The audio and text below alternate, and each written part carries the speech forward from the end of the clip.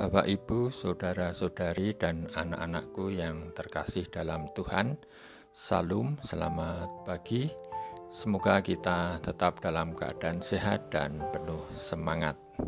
Selamat berjumpa kembali dengan program Sapaan Tuhan tiap pagi, Satu Hati dari GKJ Condong Catur, edisi Jumat 6 Agustus 2021. Pagi ini kita akan mengambil suatu tema, lakukan tugas kesaksian, dengan bacaan terambil dari Kisah Para Rasul 1 ayat 6 sampai 8 sebagai dasar renungan pagi ini. Sebelumnya mari kita berdoa. Tuhan Allah Bapa kami yang ada di surga, terima kasih atas berkat-Mu di pagi ini, sehingga kami anak-anak-Mu boleh bangun dari tidurnya dalam keadaan sehat dan tidak kurang suatu apapun. Sebelum mulai aktivitas pada pagi hari ini, perkenankanlah kami akan merenungkan sebagian dari firman-Mu sebagai bekal di dalam melakukan kegiatan kami hari ini. Kiranya Tuhan memberkati dan memberi kemampuan untuk dapat menerimanya. Dalam nama Tuhan kami, Yesus Kristus, kami berdoa. Amin. Bacaan Kisah Para Rasul 1 ayat 6 sampai 8 akan dibacakan oleh salah satu jemaat pra remaja, yaitu Lensi. Saya persilahkan. Bacaan pagi ini diambil dari Kisah Para Rasul 1 ayat 6 sampai 8. Maka bertanyalah mereka yang berkumpul di situ, Tuhan, maukah Engkau pada masa ini memulihkan kerajaan bagi Israel? Jawabnya, Engkau tidak perlu mengetahui masa dan waktu yang ditetapkan Bapa sendiri menurut kuasanya. Tetapi kamu akan menerima kuasa kalau Roh Kudus turun ke atas kamu, dan kamu akan menjadi saksiku di Yerusalem dan di seluruh Yudea dan Samaria dan sampai ke ujung bumi. Demikian firman Tuhan pagi ini. Terima kasih Ananda Lensi. Bapak, Ibu, saudara-saudari, dan anakku yang terkasih di dalam Tuhan dan yang berbahagia. Bacaan kita berisi perjumpaan terakhir para murid dengan Tuhan Yesus sebelum naik ke surga.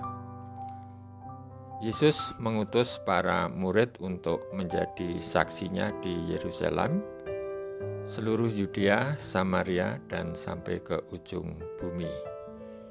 Para murid harus bersaksi pada komunitas terdekat, yaitu Yerusalem.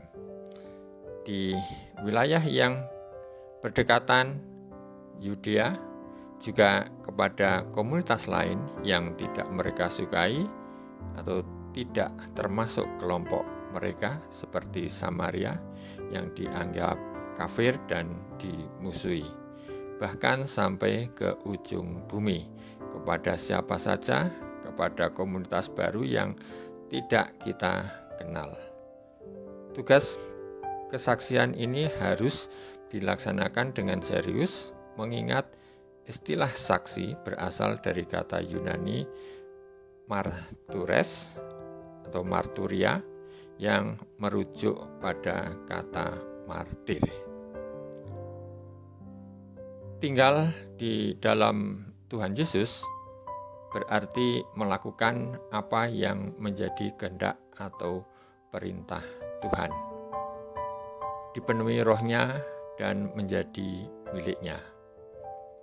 Salah satu apa yang menunjukkan kualitas hidup seorang percaya adalah bagaimana dia melakukan kehendak Tuhan untuk menjadi saksinya.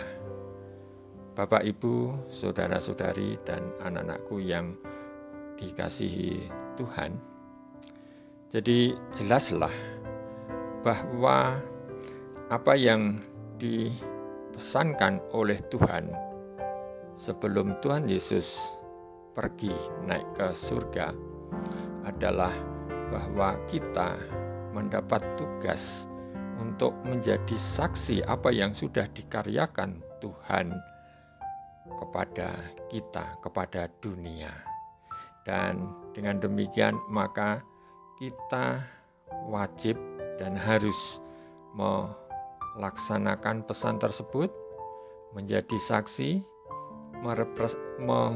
merefleksikan karya Tuhan di dalam kehidupan kita, dan memancarkan kasih Tuhan kepada sesama manusia. Bapak, Ibu, saudara-saudari, dan anakku yang terkasih, pada masa pandemi COVID-19 ini, suatu saat yang tepat bagi kita, bagi gereja, sebagai persekutuan yang diberkati dan dipilih Allah, harus menjadi berkat bagi sesama.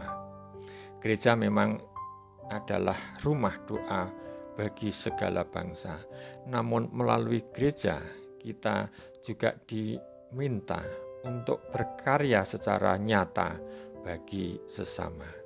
Gereja menjadi rumah bagi kita untuk berkarya dan bersaksi bagi hormat dan kemuliaan nama Tuhan. Melalui tindakan menolong atau meringankan penderitaan sesama dan ambil bagian dalam program negara untuk membawa kebaikan dan kesejahteraan bagi manusia merupakan salah satu kewajiban dan suatu perintah yang harus kita taati. Amin. Mari kita berdoa sebelum kita akhiri renungan pagi hari ini. Terima kasih Tuhan, Engkau telah membekali kami dengan firman-Mu.